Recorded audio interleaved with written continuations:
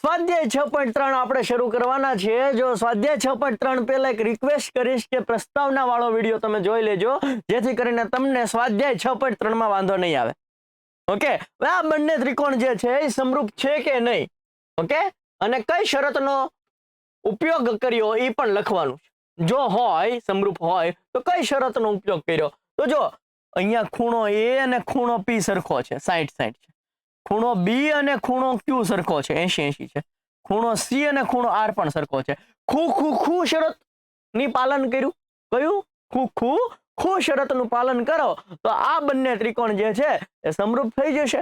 Okay, જો ખૂણો A ખૂણો P ને બરાબર છે, ખૂણો B જે છે એ ખૂણો Q ને બરાબર છે, ખૂણો C જે છે ખૂણો R ને બરાબર છે, એટલે હું ખૂ શરત પ્રમાણે ત્રિકોણ ABC અને ત્રિકોણ PQR બંનેને સમરૂપ કહી શકું। બંનેને શું કહી શકું? સમરૂપ કહી શકું। ઓકે, ચલો જુઓ તો આમાં તમે કઈ શરતનો ઉપયોગ કરશો, અથવા તો પહેલા આપણે એ નક્કી કરીએ કે આ સમરૂપ છે કે નહીં।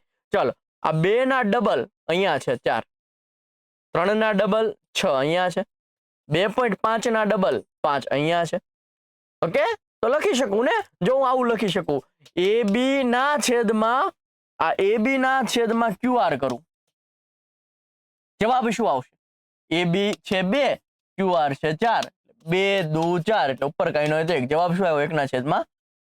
BC ના છેદમાં PR કરું, BC ના છેદમાં PR કરું, BC કેટલા છે? 2.5, PR કેટલા છે?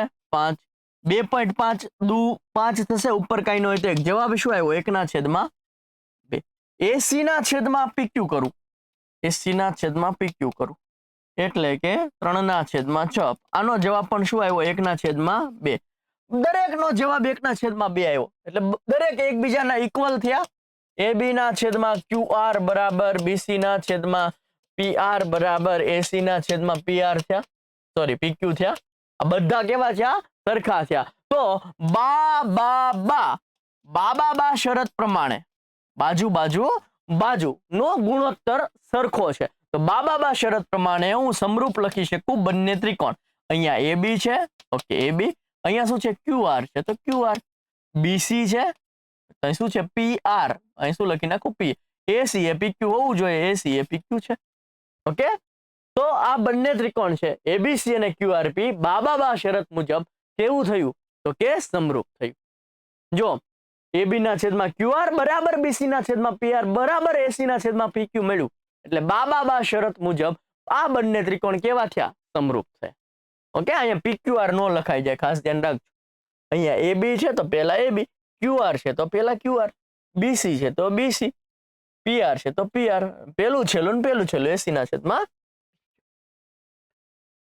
ચલો જો આ તો જોઈને જ ખબર પડે કે આ બંને જે છે એ સમરૂપ છે જ નહીં, હે ને? કારણ કે જો આના ડબલ 4 છે, આના ડબલ 6 છે, પણ આના ડબલ 2.7 ના ડબલ અહીંયા છે નહીં, એટલે ત્રિકોણ સમરૂપ છે નહીં। એટલે કે આના છેદમાં થશે જ નહીં, બાજુઓનો ગુણોત્તર સરખો થશે જ નહીં, ગુણોત્તર સમપ્રમાણમાં હોવો જોઈએ, જે સમપ્રમાણમાં થશે નહીં। ઓકે, એટલા માટે અહીંયા સીધું લખવાનું થાય કે સમરૂપ નથી। શું કામ સમરૂપ નથી? કારણ કે નથી ને ભાઈ, બાજુઓનો ગુણોત્તર જે છે એ સમપ્રમાણમાં મળવો જોઈએ, એટલે કે બધાના જવાબ સરખા આવવા જોઈએ, નથી આવતા।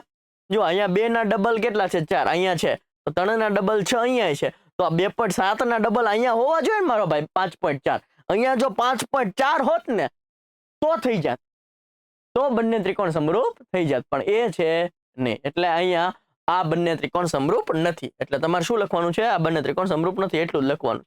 પછી અહીંયા જો આ છે, શું છે? તો કે ભાઈ આના છેદમાં આ કરશો, 2.5 ના ડબલ એટલે 1 ના છેદમાં 2, આના છેદમાં આ કરશો 5 ના ડબલ 10, આ બંનેની વચ્ચેનો ખૂણો ને આ બંનેની વચ્ચેનો ખૂણો 70 જ છે, એટલે હવે આ થશે, જો MN ના છેદમાં PQ કરો, એ પણ 1 ના છેદમાં 2 આવે, અને ML ના છેદમાં QR કરો, એ પણ 1 ના છેદમાં 2 આવે। ઓકે, અને વચ્ચેનો ખૂણો છે, આ ખૂણો M છે ને એ ખૂણો Q બરાબર છે, એટલે આ બા પછી ખૂ અને બા ખૂ બા પ્રમાણે, કયા શરત મુજબ? બા ખૂ બા પ્રમાણે બંને ત્રિકોણ સમરૂપ થશે. ઓકે, કેવા કે ભાઈ બંને ત્રિકોણ લખીએ, વચ્ચે સમરૂપની નિશાની લખીએ, MNPQ. MNPQ, પણ M એ Q લખવાનું છે, અહીંયા Q અને P લખી નાખ. ML અહીં ઘટે શું L, QR અહીં ઘટે શું R. જો આ બધું થવું જોઈએ, MA ને PQ હોવું જોઈએ. જો MA ને PQ છે, હા, ML એ QR હોવું જોઈએ. ML એ QR છે તો કે હા. M એંગલ એ ખૂણો Q હોવો જોઈએ. MA Q છે તો કે કયું શરત થઈ તો કે બે બાજુ વચ્ચેનો ખૂણો, બે બાજુ વચ્ચેનો ખૂણો. બાખુબા શરત પ્રમાણે આ બંને ત્રિકોણ કેવા થયા તો કે સમરૂપ થયા. ઓકે, ડન છે. ચાલો નેક્સ્ટ. અહીંયા જુઓ, ખાસ આટલું ધ્યાન રાખો, તમે ઉતાવળ ન કરી જતા. આમાં ઘણા એમ કે સમરૂપ છે પણ સમરૂપ નથી, એનું કારણ કહું. જો અહીંયા આ બે જે આપેલા છે ને એની વચ્ચે ખૂણો આપેલો છે 80. અહીંયા બે આપેલા છે ને એની વચ્ચેનો ખૂણો 80 નથી. આ 80 જો અહીંયા હોત ને તોય સમરૂપ થાત, તો તમે બાખુબા વાપરી શકત. અહીંયા તમે બાખુબા નહીં વાપરી શકો. કારણ કે આ બે તમને 5 અને 6 આપેલા છે ને, વચ્ચેનો ખૂણો 80 છે. તો અહીંયા તમને જે બે આપેલા છે ને એની વચ્ચેનો ખૂણો 80 હોવો જોઈએ, તો જ સમરૂપ થાય, બાકી થાય નહીં. એટલે અહીંયા તમારે સીધું લખવાનું છે કે સમરૂપ નથી. નેક્સ્ટ જો કે ભાઈ જો આ 70 છે, આ 80 છે, તો 150 થયા તો આ 30 હશે. કારણ કે ત્રિકોણના ત્રણેય ખૂણાનો માપનો સરવાળો 180 થાય. ત્રિકોણના ત્રણેય ખૂણાનો માપનો સરવાળો કેટલો થાય? 180 થાય. તો અહીંયા 70 છે, અહીંયા 80 છે, તો આ કેટલા હોય? તો 70 ને 80 તો કે 150 થયા. 180 માં 150 કાઢો તો આ 30 આવે. ઓકે, આ 30 ને 80 કેટલા થાય? 110. તો 180 માંથી 110 કાઢો તો આ કેટલા આવશે? 70. જો ત્રણેય ખૂણા સરખા છે. ખૂ શરત પ્રમાણે આ બંને ત્રિકોણ કેવા થશે? તો કે આ બંને ત્રિકોણ છે એ સમરૂપ થશે. લખવું હોય તો કેમ લખાય? ખૂણો D બરાબર ખૂણો P, ખૂણો E બરાબર ખૂણો Q, ખૂણો F બરાબર ખૂણો R. તો અહીંયા લખી નાખું ખૂ શરત મુજબ સમરૂપ લખી શકું બંને ત્રિકોણ. અહીંયા D એ P તો અહીંયા D એ P, E એ Q તો અહીંયા લખી નાખું E એ Q, F એ R તો અહીંયા લખી નાખું F એ R. ઓકે, ચલો નેક્સ્ટ. તો આ છે 6.1 નો 6.3 નો પહેલાના બધા દાખલા. ઓકે, મજા આવી હોય તો લાઈક શેર સબસ્ક્રાઇબ કરી નાખજો. બરોબર છે, મેક્સિમમ લોકો સુધી પહોંચાડી દો. ધોરણ 10 નું દરેક content free of cost YouTube ઉપર તમારે આવી જશે. ઓકે, જરૂર છે તો તમારા સાથ સહકારની.